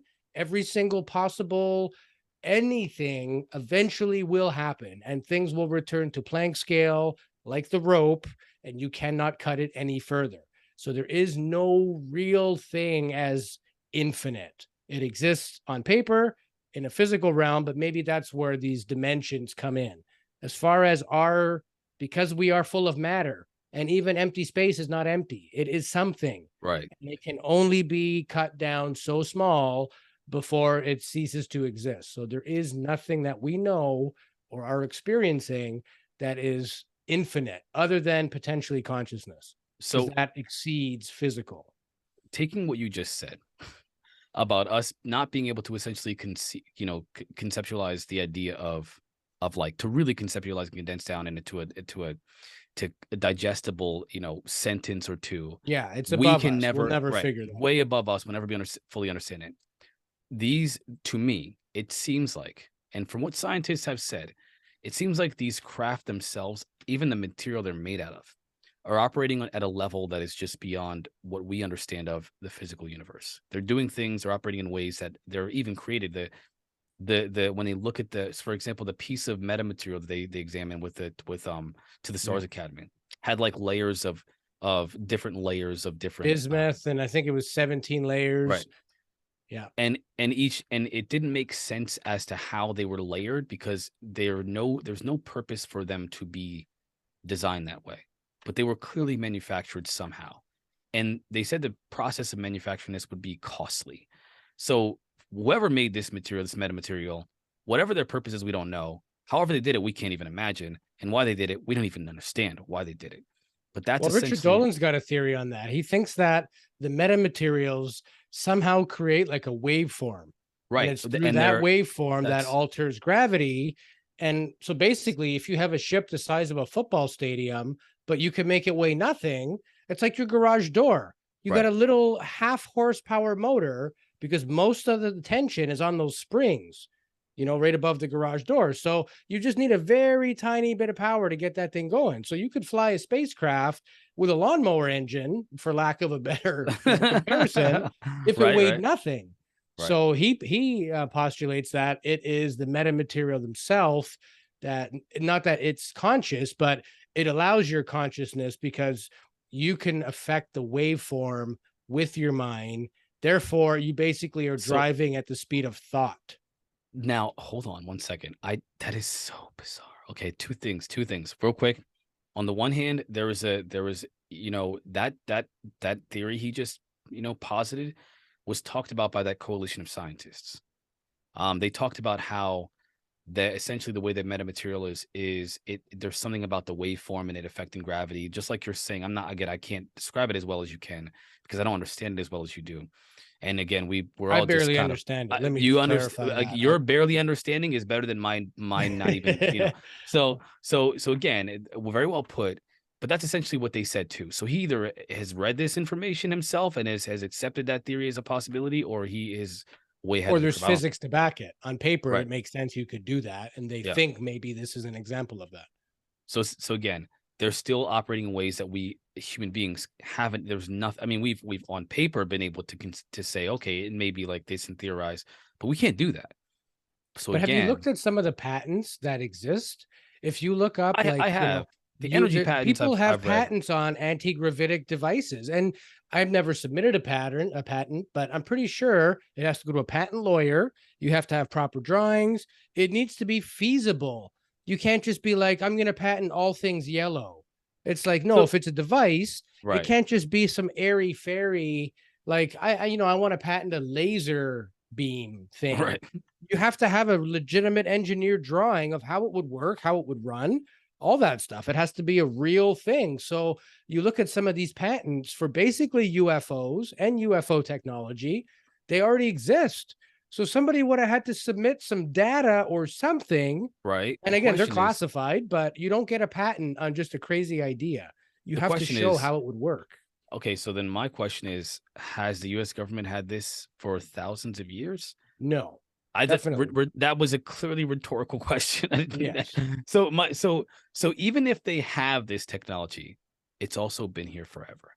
And so we're still talking about beings that have been able to do these things, that have had these capabilities for thousands of years.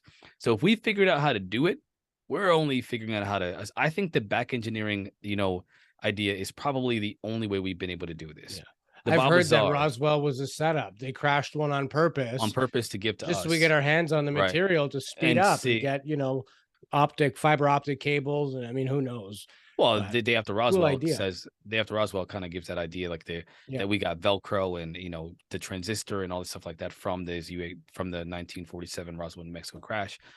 I don't know. I mean, I would say I'm inclined to believe that that's probably true. I mean, the level of technological advancement we had since the transistor is pretty freaking phenomenal. The computer itself is like what? The development of like the development of like AI and machine learning and all that stuff. But look, we didn't need much to go to the moon. There was more techie stuff in a Texas Instruments calculator than the computers they used to put a man on the moon, right? So, bizarre. When you pool your brain, you don't really need to be that advanced to do pretty amazing things. So we still did some amazing things.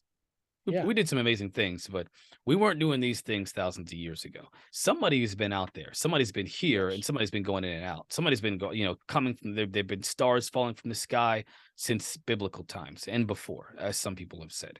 So I think that if the government, and I think the government does have, I mean, we at this point, the crash retrieval idea is out there. It's out there. It's by credible people. It's been talked about. There's been some talking about people coming out after the NDAA, and they're going to be giving testimony, private testimony, some of it, because it needs to be in the classified section of the reporting to Congress, to members of Congress, about crash retrieval. That's been talked about. That said, there have been people like Richard Dolan that said they're going to be coming on talking about it soon to Congress. I believe it's true. I believe that Bob Lazar has been telling us this, and we're just now, this year, I think we're going to find out about the programs specifically, more about the program specifically. I think he's going to be vindicated. I think that he's going to be, I personally believe he's going to be, proven to be correct. Not perfect, obviously, but correct about his experience. So my next question, this is kind of the last part of this whole conversation, because we've gone through a lot of we've talked about a lot of things. We talk about a lot of things. Is what are the implications? And I always ask, what are the implications of the idea that these beings are operating or could be operating from a quantum realm? And I know that's a big question, because the implications are they're infinite, as you have said. But what do you think that means, like in a real way, like to us, as we've seen them operate? As disappointing as it might be, I think that means that we're not going to get there. We're not going to figure it out. We simply don't have the vessel and the power that they do. We're not a light being taking a physical shape. We're a physical body. I think we're limited by what we are. This is our vessel. I'm not saying that we're at the peak of our development. We will get smarter. We will evolve. Right. Of course. If you told people 1,000 years ago what we would have today, they would say there's no way, impossible. But I think we're talking about such a leap, a quantum leap, literally. Right. Literally. I don't know that we will ever get there. I don't think it's for us to know, potentially, which is disappointing. I do get a bit pessimistic sometimes, because I talk to the brightest minds, Jason and I, in our show, the brightest minds in the topic. I know. And they don't know, and they're not even sure if they're going to know. So it's kind of hard. You get so many ups and downs in this. You feel like, hey, we're getting somewhere. Oh, no. Hey, the New York Times said something. Oh, no, no, they didn't. It's hard to just keep getting kicked in the teeth. So I think that, again, maybe the government can't tell us because they don't know. Maybe they just don't know. They know it's something, but they don't want to look weak, because if they don't know, then we're going to say, oh, well, then we're going to go find out ourselves. The government is just like us. They are no longer better than us and no longer the purveyors of truth and knowledge like they've been for millennia. So I don't think that we're going to get there personally. That's a shame. I think for myself, I think you may be right. I think we never will really. I don't think we'll ever find the truth. The full. I think we'll understand it. I think we'll get to a point where we know that, yeah, they exist. Here's kind of how they do it. We just won't be able to do it ourselves. We won't be able to be like them in these craft, zipping around, doing whatever the hell we want. I think that they can do what they do. And maybe even if Greys are kind of like scouts or just these little kind of half human engineered things, they're disposable ants. They're not even real beings either. So maybe we're wondering, how the hell do these creatures sustain 250 G on some of these maneuvers? Maybe they don't have to. Maybe it's a machine. Maybe it's just not stranger than you think. It's stranger than you can think. It's above your pay grade. That's actually where I was going. I think that you said it's not stranger than you think. It's stranger than you can think. Yeah, that was Wayne Dyer. We'll give him credit where credit's due. That's right. He's the man. I still think he's the man. Rest in peace. I think that on a final note, I think that my position is like that. I think that whatever it is, the phenomena, I think on the one hand, it's not about the craft. Although it's one aspect of it, I think it's a very small aspect. You don't look at a plane and say, wow, let's study how these planes are. And you never see them land or take off. You never see the people flying it. You don't spend your whole life focusing on the plane. You would want to know, if you were for say a different civilization, who's in it? Who's in it? Yeah. What's running that thing? What is their civilization? How does it do that? How does it do that? Who are they? How do they make that thing? Those are the real questions we should be asking. I think that it's important to investigate the sightings. I think that they are relevant, but I think the real question, the real mystery lies in contact. Who is driving these things, man? Where are they from? What are they doing here? Why are they here? Why do they care about us? We can speculate all we want to. We can look at these accounts of abductions and say it could be because of this or that. But really, I think that the truth, whatever it is, I think it's beyond comprehension. I think it's so complex and so interconnected. It just changes so from our perspective, it changes our view of reality itself so much that it would just break our brain, as you say. Like, we just be like, what are you like? Some people got answers to those big questions. Like, you've heard people that say, oh, I was abducted, and I asked them, like, who are you? And they were told, we are you, or something to that effect. So those questions have been asked. Or like, why are you here? Like, well, we want to give you a message, you're impending doom, you're destroying your planet or whatever. Like the kids in Rua, Zimbabwe, they all got mixed messages. Some were dire, some were come with us, everybody got a different thing out of it. But I think people have asked those questions and some of them got the answer. So to your point, I think it's really going to come down to that experiencer phenomenon. Who better than to ask, like, what did they tell you? What did they look like? What did they do? Who better to get info from than the people who at least claim these things than staring at a light in the sky? You're never going to learn that way. Yeah, I mean, I've heard people say things like, I've heard abductees say things like, or contactees or experiencers say they're from Venus, they're from Pleiadians, they're from Zeta Reticuli. Like there are different. I've heard a lot of different, like the Sirius A and B. Right. Yeah. I don't know. I mean, and that wouldn't necessarily, contradict the idea that they're future us either. They could just be, because the Pleiadians look like us, from what I understand. They look like they look human-like. They could still be us, just living in the Pleiades instead of here. Who knows? I mean, if they're time travelers, if they're crossing dimensions, what would be the hardship of just planting yourself in a different solar system somewhere else? I mean, what would it matter? What would it matter? And if something is, important enough that you're going to sort of seed it, for example, putting life on Earth, there's other planets out there that would be in that Goldilocks zone that would have liquid water. Exoplanets. If life was put on a similar planet, given the same similar environmental conditions, it would probably develop pretty similarly, especially if it's got the same building blocks DNA wise. So it would make sense that there could be humans on other planets, because that was the initial seed. You plant basil in Africa or Asia, it's still basil. The seed only knows how to No, make the seed. So it is possible there could be humans elsewhere. it reminds me of that TikTok that I seen of a man who claimed, I don't know, I honestly don't know how true this story is, but it's really funny. He says he was abducted by this slimy, reptilian looking creature with these really big black eyes. And he said that it looked at him and it said, I was on a planet that was just necks. And these necks, all they did all day long was flop around. They didn't have Adam's apple. They were, and they had these Adam's apple like things that were always bobbing like they were swallowing, but they can't swallow because they're not capable. And he said it was terrible. It was the worst effing planet I've ever seen. Okay, I gotta go now. I just needed to tell someone, and it dropped him off and took off in his spaceship. What the freak is I mean, no story is that? What crazier than any other because we can't the corroborate it. But maybe he needed to vent. He was just pissed off that their right? planet's full of necks and nobody with a backbone. Well, I I don't think know. my point is that there could be an unlimited amount of Yeah. civilizations out there. That's I like mean, infinity. Eventually, thousands. Right. everything will combine Like you every were saying. possible way. There would be a planet full of toes and a planet full of like every imaginable thing. At some point, the laws of probability and chance, after everything is done, Right. there would be nothing at some point. But yeah, there is the potential of anything being out there. Look at the numbers of space. It's like one with a trillion zeros behind it to the Right. number of stars there are. Right. Like it's Right. crazy.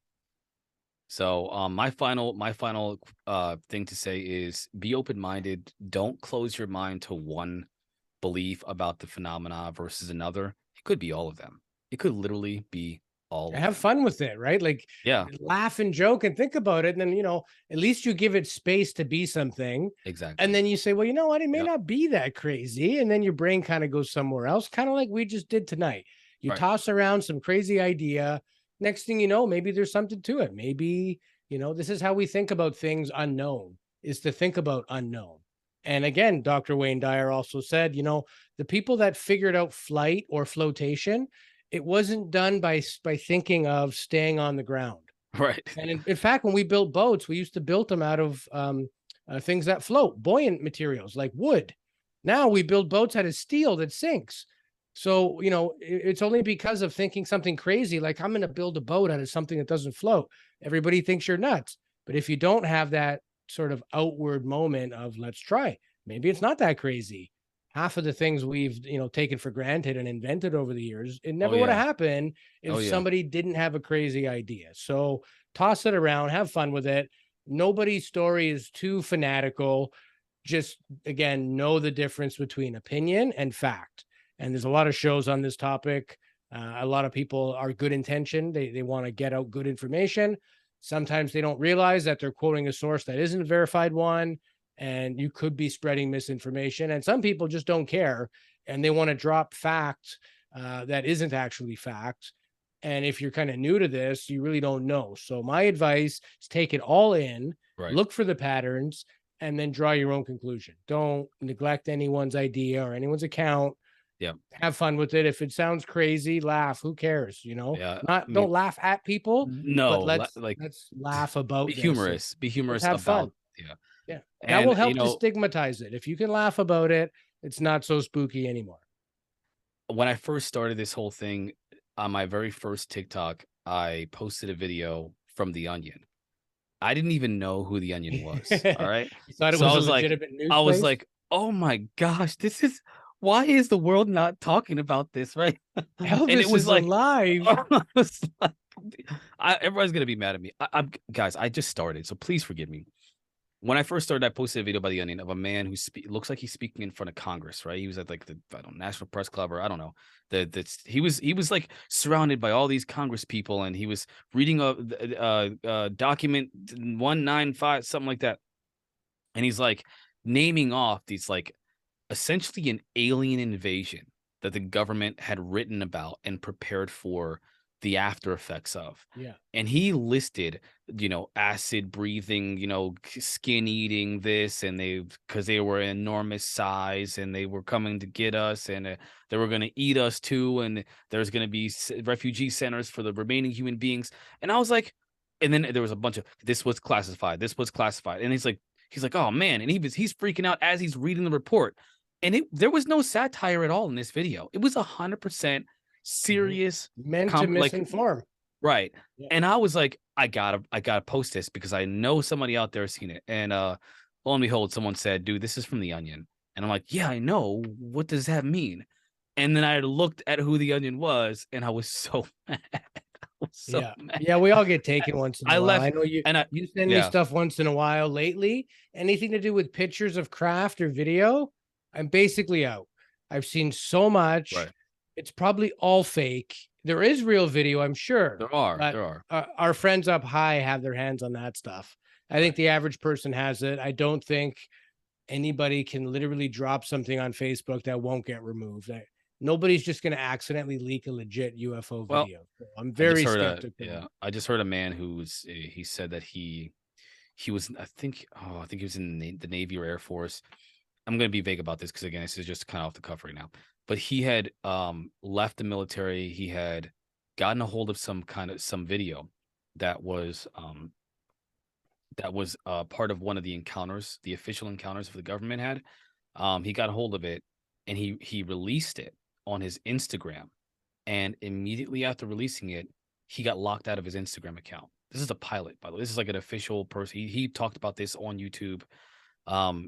And he said, and this is like the other day, like maybe a week ago, he posted it. He said that they blocked him out of his account, and then when they gave him access again, the video was gone, deleted. Like he didn't even have the file on his device anymore. Gone. Oh yeah. We're talking 2023. This happened, I believe, in 2022, but like it's still able to happen, and even better now because everything's so interconnected. They can essentially do anything they want to whenever they want to, especially when it comes to data. We told people in the 80s, it was sci-fi to say, oh, people will be implanted with chips and tracking devices. Oh, that's just science fiction. You willingly carry one around with you every single day. Yeah. There's your chip and your tracking device, not more than 6 feet away from your body. Close enough if they want to drone strike you, not that they would. Oh, wow. But they have the ability to. Right. Well, in a couple of years, I believe 2 years now, Apple is going to only give iPhones out that have integrated SIM cards, and like they're embedded into the motherboard or like built into the phone. Can't do that, which means you can never remove your SIM card, which means you can always be tracked. So we're moving into a future. So how do you get your contacts from one to the next and save your number? And all it's all in the cloud. Everything's in the cloud now. There's nothing that's on, like anything that, especially when it comes to Apple. Apple has this beautiful, wonderful, most controlling and manipulative process. Tell me about it. My wife and I are trying to get 3,000 baby pictures. It's 64 gigs of data off of my wife's phone. It's in the cloud, and trying to save all of that with it's literally been impossible to take it off of a Mac device or an Apple device and transfer it onto PC.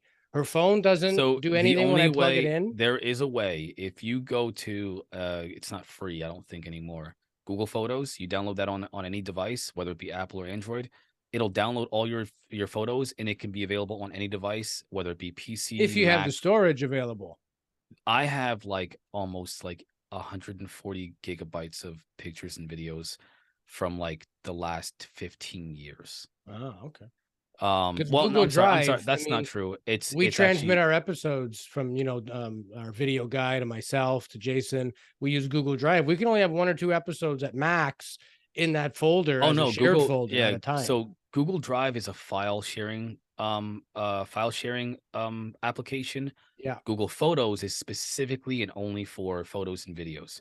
It's eerie. Their AI is like Apple's. So if you say, show me a picture of a cat or a broomstick, it will freaking show you the pictures of any cat ever taken, even in the background.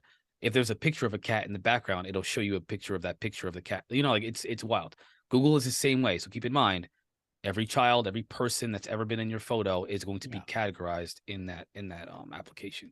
but at least you get your photos off. And I have a program called Google Lens, and oh yeah, don't get me now that we kind of deviated a little bit, I want to pull it up here just to show people. I'm well aware of Google. Bixby Vision is Samsung's version of Google Lens, and Yeah, essentially what they do is they're able to use artificial intelligence and machine learning to recognize physical objects in your actual environment. yeah. And So the it's a program like this, yeah, and I have a juice here, and basically, watch. I hope it works, but if I take a oh, it'll work. picture, we'll take a picture of that, the Oasis juice bottle. Let's see what comes up. This is really cool. I know what you're doing. I've seen this. And then if you go down, there you go. You All have the places you can purchase it. yeah, you have all Yep. the juice and different variations So thereof. You so could the do it with anything. Like let's say I got these eye drops because I'm an old man now and I have dry eyes. So these are very specific. They're not prescription, but they're very specific drops. If I take a picture of them, boom, let's see if it'll work. Boom, there it is right there. So it knows that's for the those exact yeah. drop. So for those of you listening, he's using as this is Apple's version of like Google Lens, or is it Google Lens itself? I'm not sure This because is Apple Google has Lens. Yeah. okay, so Apple It has it knows what too, but anything it's looks yeah, like in the world. You take a picture of a Coca-Cola yeah, can, it'll tell you that's a Coke can. Even a piece of something, yeah. it'll know that that shoe is actually a Converse It's FK3 bizarre. model.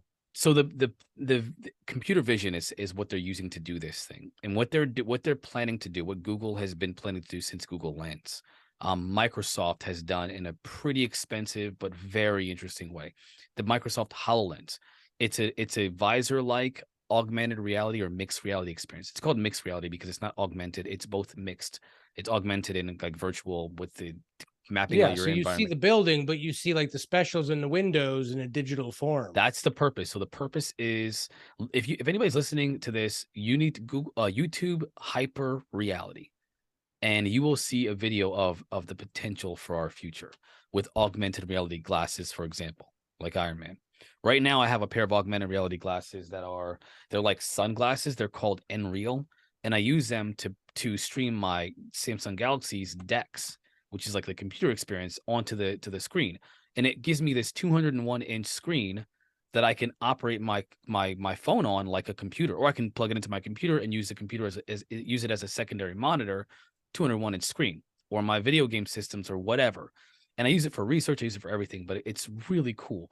But It's eventually what they're gonna 201 inches, but it's in here, right? Like it's your in your field of view, it's directly in your eyes. the It's like a equivalent of. it's the field of view I believe is 60 to I want to say 60 degrees, I think it is. It's not that wide, but it looks like it's at the right distance from your eyes that it appears to be 200 inches. There's two different modes. I can use mixed reality version, or I Well, can what do you use use this type of thing for? Just right now. playing I games or right now I only use it for like for doing research, for watching YouTube videos, for watching movies, for playing, whatever. But the natural iteration of this is going to be the mixed reality version, which I don't like mess the with. metaverse, basically? It does have a mixed reality version where you can switch it to the Nreal software, and you can place these screens of like different applications in your environment. So I can place it on the wall, and then if I turn my head, it'll be there. If I go out of the room, Wow, that's crazy. it's really cool. Facebook's working on it. They did a presentation before all the big things happened with Facebook, where they had the most amazing future planned out for Facebook's glasses, their augmented reality glasses, because Meta has the Meta Quest 2. They were going to produce an augmented reality version of that where it would essentially be digital content in your environment. Magic Leap's doing this. Microsoft is doing this. Apple has got their AR that's been delayed because they had some software issues. They're doing this. Samsung has it now. Samsung is doing it. They have their conference where they talk about their mixed reality future. But essentially, you'll have a pair of glasses that will map out your environment, and as they map it out, you can place objects and things within your environment. And Magic Leap is a demonstration of a whale swimming through someone's living room, and it swims in like behind, because they walked around the house to map out the floor, just like you showed the one time you viewed. I don't know if I think you did that. No, somebody viewed mapped out their whole house, their living room. Well, you'll map out your living room or your kitchen or all your whole house. This is the vision of that they're planning. And then you can change the environment and it would be 1-to-1. So, for example, if I wanted to be in Gotham City, I could turn my entire bedroom or living room or office space into Gotham City.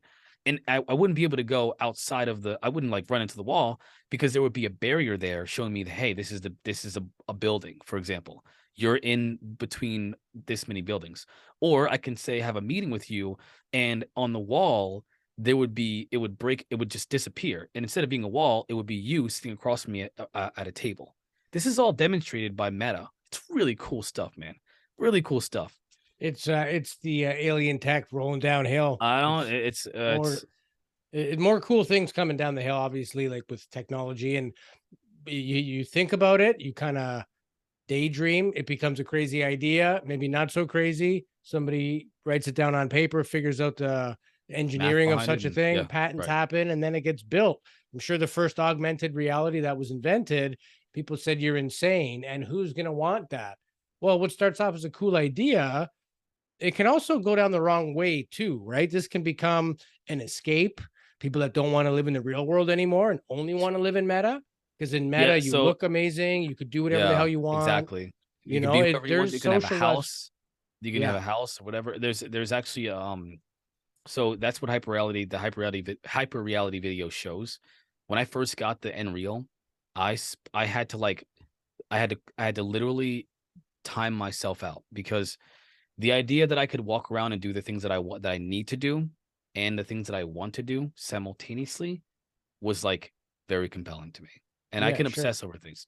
So I would watch like the entire series of The Walking Dead while I was doing household things.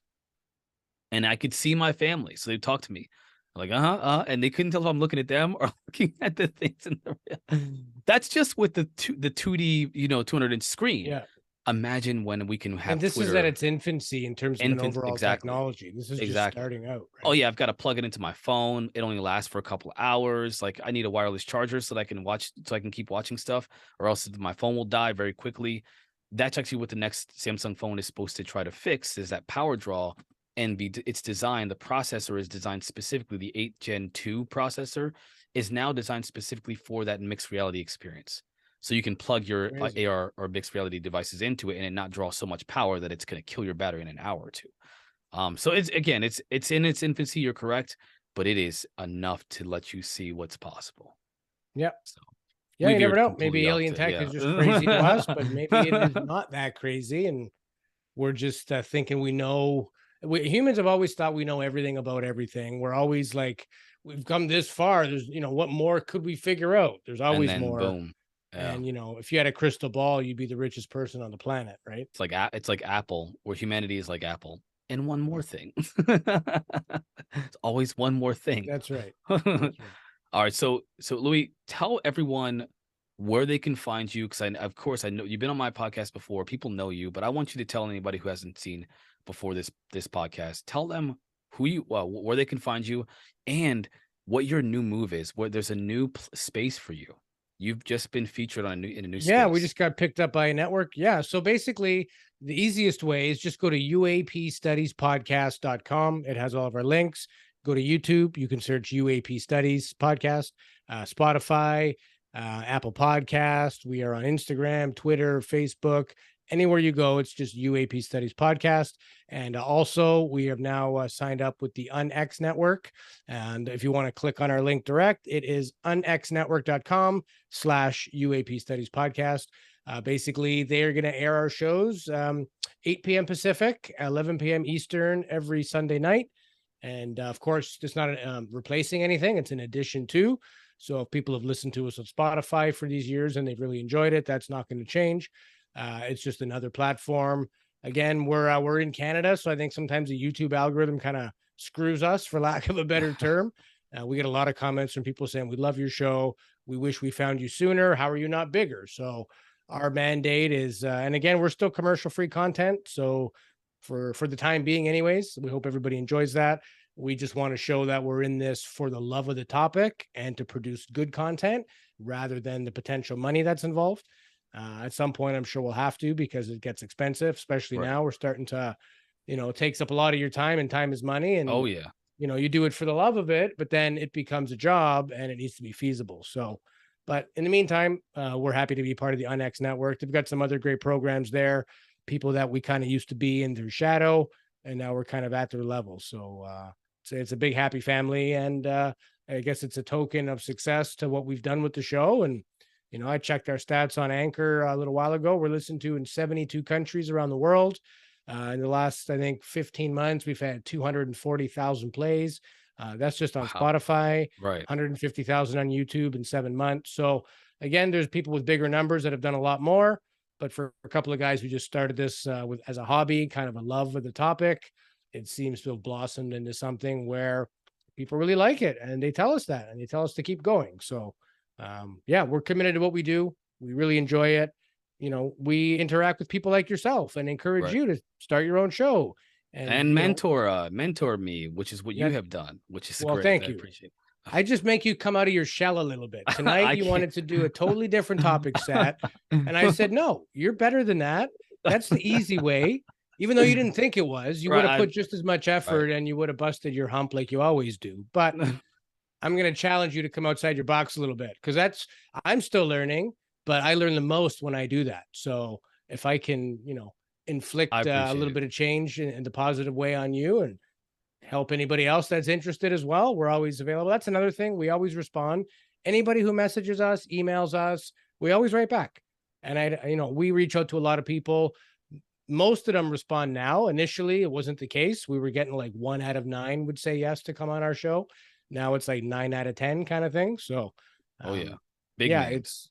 it's improved for sure. But at some point, if we were a nobody and we reached out to that guy or girl, would they say yes? It's kind of, there is still an agenda. These people are producing material and hosting shows and stuff, and they want to talk about that as well. So we don't really promote anybody, but we vet out the people we feel aren't really genuine to the topic.